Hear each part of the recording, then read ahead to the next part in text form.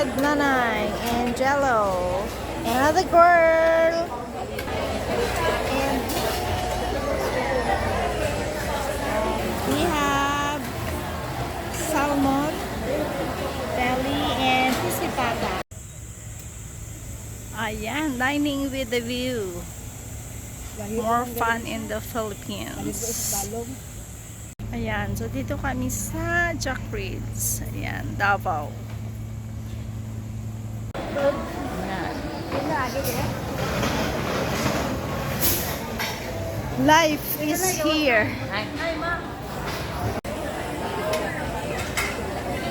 Hi girl.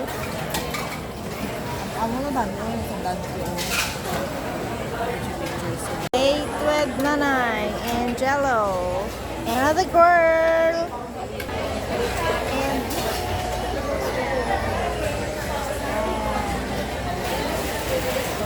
we have salmon, belly, and pisipata. Yeah, girl, yeah.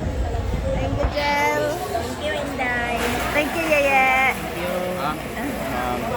Bye. Barbecue, ma'am. Alright, thank you so much. Para malipay ito ang sponsor. Yan, para madugangan.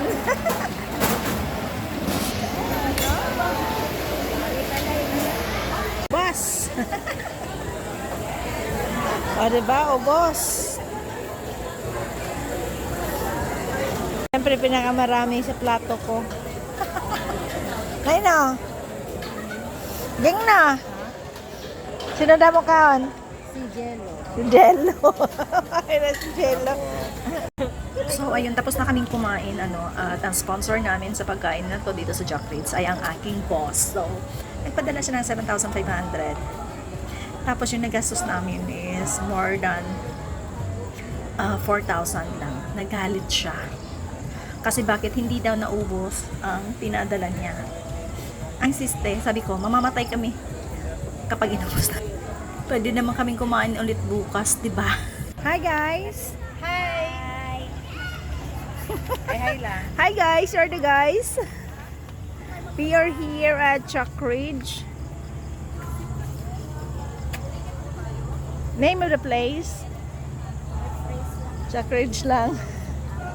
Jack's Jack's Ridge. Where is it?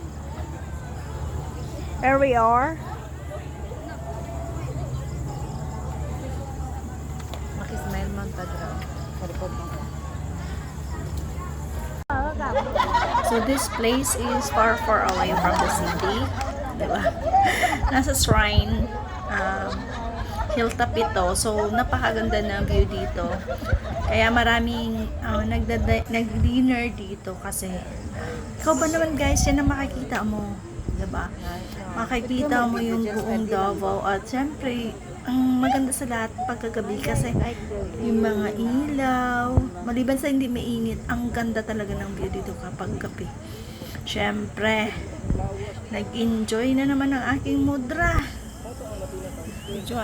Gusto din niya dito kasi nakakain na raw siya dito before with my titos and titas. So, kinikwento rin niya. Kinain nila noon. Ito naman pamangkin ko tuwang-tuwa din kasi nga ngayon pa lang siya nakapunta dito. So, bago pa kumain, bumaba na siya. Alin ay diri kay mama na O, diba si Mador? May palakad-lakad. Enjoy talaga siya. Diba? Model yarn. Baka kunin kang ambasador ng Jack's Reeds na eh. O, diba? Happy yarn. Happy yarn.